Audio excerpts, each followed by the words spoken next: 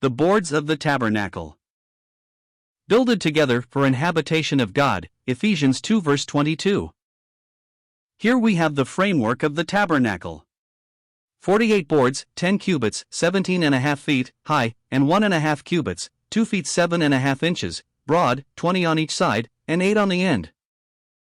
The boards were acacia wood, overlaid with gold. 5 bars of the same two materials held them together.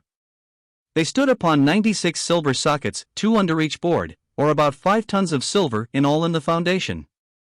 In looking at the boards, we will consider them as typical of the saints of God, the sockets, as Christ himself, their foundation.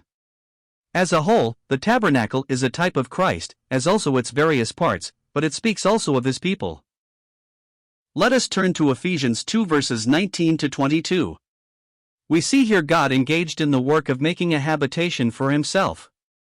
Now, that is just what the tabernacle was.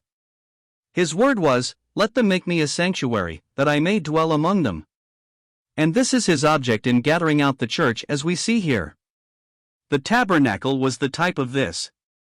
The very language employed would suggest this. And are built upon the foundation of the apostles and prophets, Jesus Christ himself being the chief cornerstone. In whom all the building fitly framed together, groweth unto an holy temple in the Lord. In whom ye also are builded together for an habitation of God through the Spirit. The boards of the tabernacle.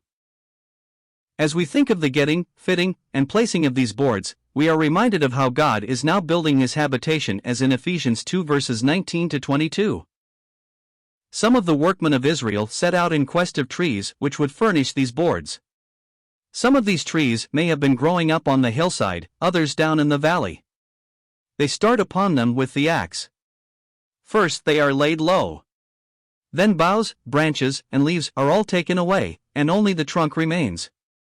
This is cut up into boards, and these are fitted and fashioned, covered with gold, and set up with all the others to form a dwelling place for Jehovah. Such is the picture. Now, for its application.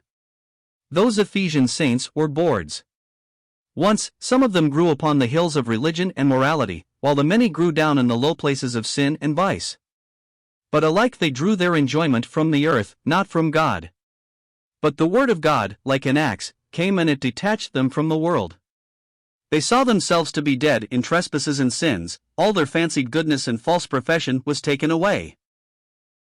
Then as the boards were fashioned for their places in the tabernacle, so were they raised up and builded together for an habitation of God. It might have looked cruel to see the trees despoiled of their beauty. But that beauty would soon have faded. Not so the gold which has been put upon these boards. It will endure. So we lose our own righteousness, self-righteousness, to get the righteousness of God. This is Christ himself. The sockets. There were 2 under each board. In each socket there was a mortise, and on each board 2 tenons, or hands, which entered into the mortises. A very precious thought. Why 2 sockets under a board? The socket tells us of Christ, upon whom we, as individuals, rest for salvation. And all of them together proclaim him as the church's one foundation. 2 suggests testimony better than 1 would. And how blessed it is, in such a vital matter, that God has given us competent testimony. Paul, writing to the Corinthians, 1 Corinthians 15 verses 1 to 8, about the gospel he had preached, which they received, and by which they were saved, shows upon what authority the fact of the resurrection of Christ rested. After he had spoken of various witnesses, he says that he was seen of above 500 brethren at once, of whom the greater part remain unto this present, but some are fallen asleep. That means that at the time he was writing, some 300 men in Judea could have been interviewed who had seen Christ after he arose from the dead. Pretty good evidence. Peter, writing to them who have obtained like precious faith with us, says, "For we have not followed cunningly devised fables, we were eyewitnesses of his majesty." 2 Peter 1 verse 16. The child of God has very solid ground for his faith. Today, as we see people on every hand resting upon the fables, opinions, and dreamings of men, while they reject the sure word of God, we think of what the first Napoleon said concerning one of his generals: he would believe anything if it was not in the Bible. The boards were separated from the earth by these silver sockets. Once as trees, they were in and of the earth. Now they are on the earth, but not in it, nor of it.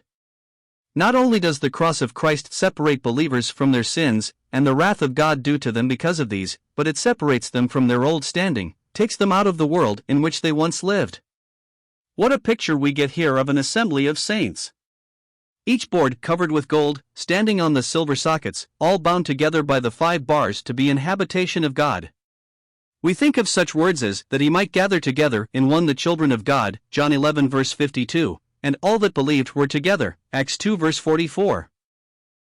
In these early days, believers seemed to do so by instinct. Sects and systems had not then perverted that blessed instinct as, alas, seems to be the case now. It is, however, the responsibility of all who know Christ, to seek a fellowship such as we see pictured in these boards of the tabernacle. Saved people, not saved and unsaved, gathered together on the foundation of redemption by the blood of Christ, the silver sockets, to himself in the midst, the glory in the tabernacle, and held together by no human bond, but by Christ himself. The 5 bars. These bars, as has already been remarked, were acacia wood covered with gold. And just as the 5 pillars of the door set forth Christ, so do these, only the relation he sustains toward us is different. He is here as the one who binds all in one, who secures the unity of his people. The middle bar has been spoken of as a type of the Holy Spirit. But the fact that it was wood and gold is against this interpretation. The middle bar in the midst are words which lend themselves easily to express what makes the difference between a church or assembly and a mere congregation. Jesus known as the one in the midst, the one around whom we are gathered. That is what makes an assembly, and to neglect the assembling of ourselves together is a cause of loss to our souls. And to turn away from such a company is to turn our back on Christ, who is in the midst. It has been said that the middle bar passed through each board like a dowel. That is, a hole was bored in the board, and the bar, like a long dowel pin, went through from end to end of all the 20 boards. Now the hole would have to be so large as to weaken the boards if the bar was to be of a strength sufficient to be any material help, and as it was wood, its size would have to be considerable. But if some of the rings were on the inside of the boards, and this bar passed through these, it would act as a key to the others, giving stability to the boards, and the truth taught would be just the same. I just suggest this as the more reasonable interpretation to us. At any rate, the truth taught is clear. Nothing holds together a company of believers like seeing that Jesus is the center, and that as Lord we are gathered unto him, owning his authority.